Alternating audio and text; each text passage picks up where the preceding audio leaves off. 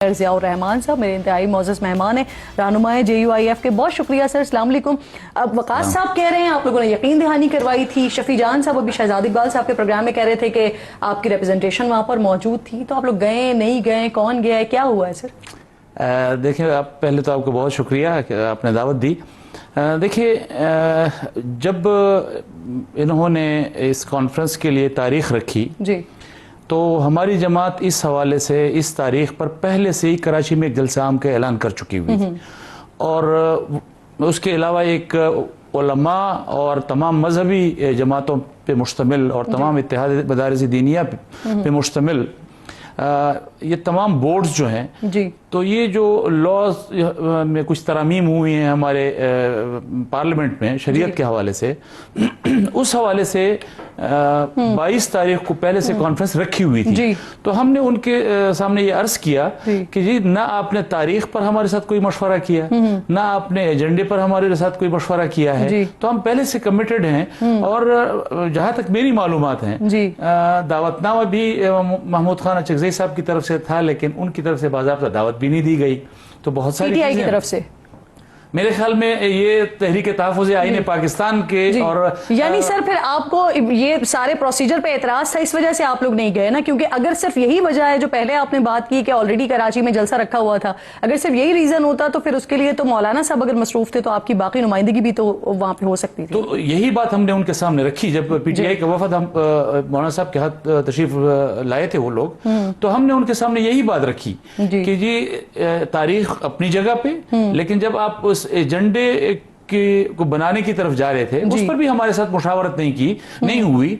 तो कल को ऐसा ये इम्कान हो सकता है कि हम आपके सामने, आपके इस कॉन्फ्रेंस में आपके सामने बैठेंगे और फिर हम आपसे इख्तलाफ करेंगे एजेंडे के हवाले से, तो उससे अपोजिशन में एक इंतशार का पहलू नजर आएगा। तो इससे बेहतर है कि हम आपके इस कॉन्फ्रेंस में शरीक ना हो। अच्छा, ये आप लोगों ने वाज़ेह तौर पर बता दिया था, उनके साथ सही कन्वे कर दिया गया था। अच्छा सर, कई जगहों पर यह रिपोर्ट हो रहा है कि PTI चाहती है कि हुकूमत और इदारों से बातचीत की जाए और उस बातचीत के लिए जो कमेटी बनाई जाए उसकी सरबराही मौलाना फजल रहमान साहब करें। तो क्या कोई ऐसी बात हुई है? और अगर ऐसा होता है तो फिर मौलाना साहब क्या सोच रहे हैं? मेरी मालूमात के मुताबिक किरण ऐसी कोई बात नहीं हुई। नहीं। और देखें, इस वक्त जमीयत उलमा इस्लाम अपोजिशन में है जी, और PTI भी अपोजिशन में है, लेकिन हमारे आपस में जो पार्लियामेंट की हद तक जो इत्तेफाक राय पैदा हुआ है वो यही हुआ है कि डे टू डे अफेयर्स पर हम एक दूसरे के साथ बैठेंगे, मामलात चलाएंगे, लेकिन इस तरह की एक सूरत हाल डेवलप हो कि जी, जब हम हुकूमत के खिलाफ हम अपोजिशन में हैं, तो हम किस तरह इसकी मीडिएशन की तरफ जा सकते हैं कि जब हम खुद भी अपोजिशन में उनके साथ मौजूद हैं। मौलाना साहब बात नहीं करना चाहते, वैसे मुज़ाकरात नहीं करना चाहते सारे? नहीं, हम सियासी अमल के हवाले से तो हम मुज़ाकरात के हामी हैं कि सियासी जमातों में मुज़ाकरात होने चाहिए, हुकूमत और अपोजिशन में मुज़ाकरात होने चाहिए, लेकिन मौलाना साहब के सरबराही में या मौलाना साहब की मीडिएशन में ये चीज हो, ऐसी कोई चीज ग्राउंड पे मौजूद नहीं। और अगर होती है तो मेरे ख्याल में मौलाना साहब कबूल नहीं करेंगे। मौलाना साहब को पहले हुकूमत पर एतमाद नहीं है क्योंकि वो अपोजिशन में है जी। फिर ये कि PTI की क़यादत इस वक्त जो बाहर है, हाँ। उनके आपस में जो मामलात हैं किसी एक पॉइंट पर इकट्ठा होना, तो जब दोनों अतराफ से मौलाना साहब को ये इदराक होगा कि हुकूमत की तरफ भी एतमाद नहीं होगा, हाँ। और अपोजिशन के मामलात भी इस तरह होंगे, तो ऐसी मौलाना साहब की कभी इस तरह की आदत नहीं रही कि वो इस तरह के मामलात में फिर जंप इन करें और वहाँ उसमें ये बात करें। सर, महमूद खान चगज़ई साहब को और अल्लामा राजा नासिर अब्बास साहब को जिम्मेदारियां दी हुई थी, और PTI के लोग आज से एक हफ्ते पहले तक ये बात भी कर रहे थे कि जो भी डिसीजन होगा वो वही लेंगे, लेकिन आज जब खान साहब की तरफ से पैगाम आया है तो उन्होंने कह दिया है कि सुहेल आफरीदी साहब तैयारी करें तहरीक की।